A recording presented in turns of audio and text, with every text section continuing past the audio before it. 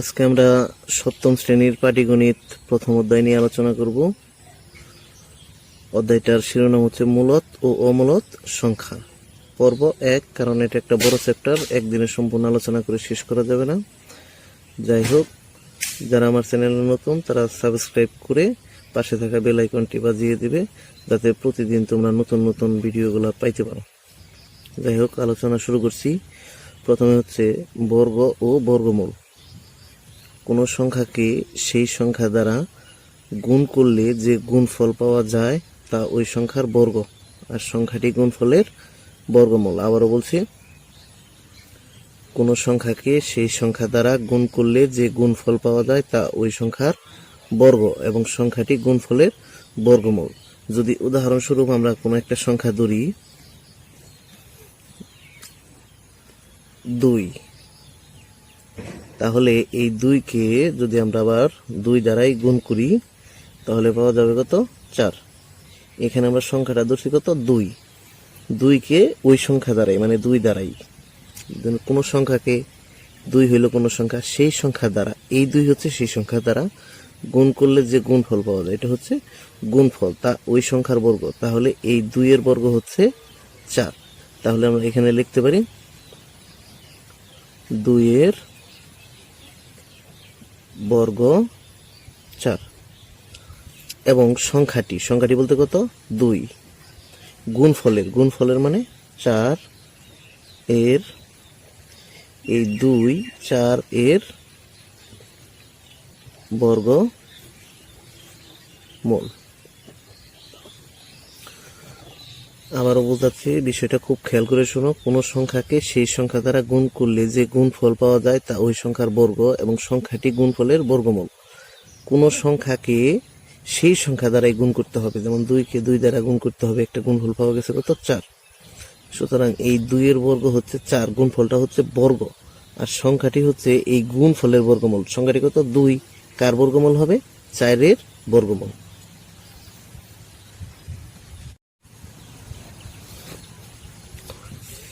পূর্ণবর্গ সংখ্যা। যে সকল সংখ্যাকে অন্য কোনো পূর্ণ সংখ্যার বর্গ হিসেবে প্রকাশ করা যায় তাদেরকে পূর্ণবর্গ সংখ্যা বলে। তোমরা ভিডিও পজ করে সংখ্যাগুলো লিখে নেবা। আচ্ছা, যাই হোক, আমি এখন পূর্ণবর্গ সংখ্যা একটু বোঝাচ্ছি, সুন্দর করে খেয়াল করো। যে সকল সংখ্যাকে, যেমন আমি যদি বলি 1, 4, 9, 16, এই সংখ্যাগুলাকে অন্য কোনো পূর্ণ সংখ্যার, যেমন বর্গ নির্ণয় করতে হলে ওই সংখ্যাকে ওই সংখ্যা দ্বারা গুণ করতে হয়। 1কে 1 দ্বারা গুণ করলে কত পাওয়া যায়? 1। তাহলে 1 এর বর্গ হচ্ছে কত? 1। তাহলে এই 1টা হচ্ছে একটা পূর্ণ সংখ্যা। 1কে যদি তুমি বর্গ করো, 1কে বর্গ করলেও কত পাওয়া যায়? 1 পাওয়া যায়। তাহলে এই 1কে প্রকাশ করার জন্য অন্য একটা পূর্ণ সংখ্যার বর্গ হিসেবে প্রকাশ করা যায়। 4, 2 গুণ 2, 4, মানে 2 স্কোয়ার সমান 4। তাহলে 2 এর বর্গ হচ্ছে কত? 4। 4কে প্রকাশ করতে আমরা 2 এর বর্গ হিসেবে প্রকাশ করতে পারি। 4ও তাহলে একটা পূর্ণবর্গ সংখ্যা। 9, 3 গুণ 3 সমান 9, 3 গুণ 3 সমান 3 স্কোয়ার 9। তাহলে আমরা 9কে প্রকাশ করার জন্য 3 এর বর্গ করতে পারি। 16, 4 গুণ 4 সমান 16, 4 স্কোয়ার সমান 16। তাহলে আমরা 16কে প্রকাশ করার জন্য 4 এর বর্গ করতে পারি। তাহলে পূর্ণ বর্গ সংখ্যার কি হইতে হবে? বর্গ হিসেবে প্রকাশ করা যাইতে হবে। যদি বলি আমি যে সংখ্যাটা হচ্ছে 12, একে কিন্তু তুমি কোনো পূর্ণ সংখ্যার বর্গ করতে পারবে না। যদি করো 2 এর বর্গ করো তাহলে হবে কত? 4, 12 হয় নাই। যদি বলো যে 3 এর বর্গ করব, 3 এর বর্গ করলে 9, 12 হয় নাই। যদি বলো 4 এর বর্গ করবা, 4 এর বর্গ 16, তাহলে 3 এর বর্গ করলেও হয় না, 4 এর বর্গ করলেও হয় না। এটা পূর্ণবর্গ সংখ্যা নয়। বর্গ সংখ্যার বৈশিষ্ট্য বা পূর্ণবর্গ সংখ্যার বৈশিষ্ট্য, 4টা বৈশিষ্ট্য আছে। আমরা 4টা বৈশিষ্ট্য শিখব। যে সকল সংখ্যার একক স্থানীয় অঙ্ক 2 বা 3 বা 7 বা 8 তারা পূর্ণবর্গ নয়। তারা কখনোই কি হবে না? পূর্ণবর্গ হবে না। যেমন একটা সংখ্যা যদি বলি আমি 22 মানে 22, এর একক স্থানাঙ্ক কত 2। আরেকটা যদি বলি আমি 53, এর একক স্থানাঙ্ক কত 3। আরেকটা যদি বলি আমি 27, এর একক স্থানাঙ্ক কত 7। আরেকটা যদি বলি আমি 38, এর একক স্থানাঙ্ক কত। এগুলো বোঝানোর জন্য বলছি তোমাদের। 2, 3, 7, 8 এরা হচ্ছে কি একক স্থানীয় অঙ্ক। এই একক স্থানীয় অঙ্ক যদি 2 বা 3 বা 7 বা 8 হয়, তাহলে এই সংখ্যাগুলো কখনোই কি হবে না, পূর্ণবর্গ সংখ্যা হবে না, যত বড় সংখ্যাই হইক। এটা পূর্ণবর্গ নয়, আমি দেখে বুঝতে পারছি। কারণ কি, এটা একক স্থানীয় অঙ্ক কত আছে 2। একক স্থানীয় অঙ্ক যদি 1 বা 4 বা 5 বা 6 বা 9 হয়, তাহলে ওই সংখ্যা পূর্ণবর্গ সংখ্যা হতে পারে। 100% যে হবে তা নয়। যেমন আমি যদি বলি হয় এরকম আমি সংখ্যা যদি দেখাই তোমাদের, 81, 9 গুণ 9 সমান কত 9 স্কোয়ার। তাহলে 81-কে আমরা 9 এর বর্গ হিসেবে প্রকাশ করতে পারি। এর একক স্থানীয় অঙ্ক কত 1। এটা পূর্ণবর্গ সংখ্যা 81। আবার 1 থাকলেও পূর্ণবর্গ সংখ্যা হয় না। এরকম সংখ্যা হচ্ছে যদি বলি আমি 21। 21-কে যদি আমি 4 এর বর্গ করি, তাহলে হয়ে যায় কত 16। আর যদি 5 এর বর্গ করি, তাহলে কত হয়ে যায় 25। 4 এর বর্গ করলে কত হয়ে যায় 16। 21 হয় না, এটা পূর্ণবর্গ সংখ্যা নয়। 1 হলেই যে হবেই তা নয়। 1, 4, 5, 6, 9 এগুলোর ক্ষেত্রে হতেও পারে, নাও হতে পারে। তাহলে আমরা কি শিখলাম, যে সকল সংখ্যার একক স্থানীয় অঙ্ক 2 বা 3 বা 7 বা 8 তারা পূর্ণবর্গ নয়। একক স্থানীয় অঙ্ক 1 বা 4 বা 5 বা 6 বা 9 হলে ওই সংখ্যা পূর্ণবর্গ সংখ্যা হতে পারে, হবেই তা নয়। যে সকল সংখ্যার শেষে বিজোড় সংখ্যক শূন্য থাকে তারা পূর্ণবর্গ নয়। যেমন আমি যদি বলি 10, 20, 1050, 150, এটা একটা অথবা কোনো সংখ্যার শেষে যদি তোমার 3টা শূন্য থাকে, তাহলে বিজোড় সংখ্যক শূন্য আছে, এরা কি হবে না, কখনো পূর্ণবর্গ সংখ্যা হবে না। আবার সংখ্যার ডান দিকে জোড় সংখ্যক, মানে সংখ্যার শেষে যদি জোড় সংখ্যক শূন্য থাকে, যেমন 2টা, 4টা, 6টা জোড় সংখ্যক শূন্য থাকে, তাহলে ওই সংখ্যা পূর্ণবর্গ হতে পারে। 100% যে হবেই তা নয়, পূর্ণবর্গ সংখ্যা হতে পারে। তাহলে আমরা পূর্ণবর্গ সংখ্যার বৈশিষ্ট্য শিখলাম। বর্গমূলের চিহ্ন। বর্গমূল প্রকাশের জন্য এই যে টিক চিহ্নের মতো, প্রায় টিক চিহ্নের মতো এইরকম দিয়ে এইরকম চিহ্ন ব্যবহৃত হয়।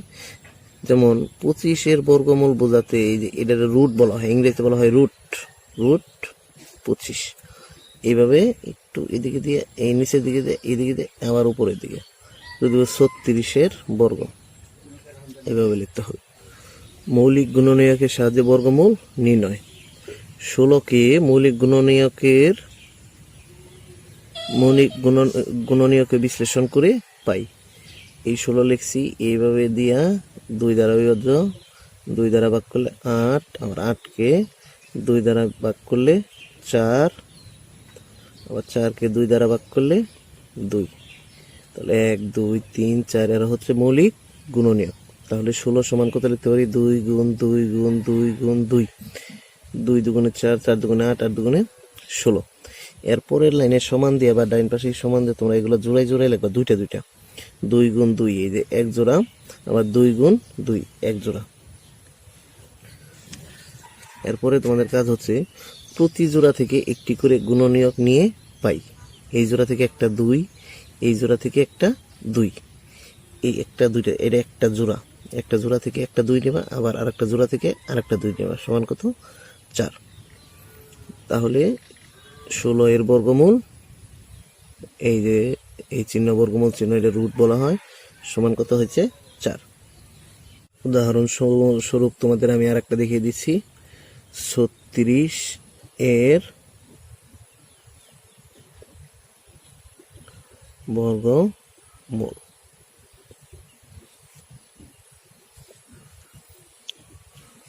36-কে মৌলিক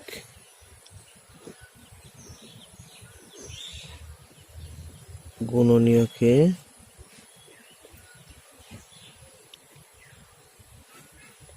বিশ্লেষণ করে পাই।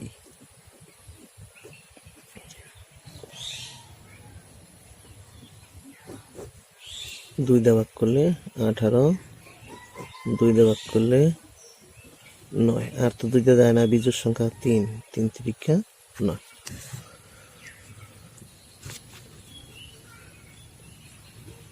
(36) সমান 2 গুণ 2 গুণ 3 গুণ 3 সমান, পরের লাইনে আমি বলছি জোড়ায় জোড়ায় নিতে হবে। 2 গুণ 2 এক জোড়া নিলাম, গুণ আবার 3 গুণ 3 লিখতে হবে। প্রতি জোড়া হতে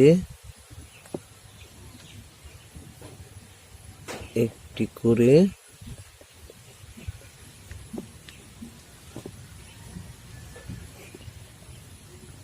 গুণনীয়ক নিয়ে পাই। এই জোড়া থেকে একটি, 2 গুণ এই জোড়া থেকে একটি সমান 6। অতএব 36 এর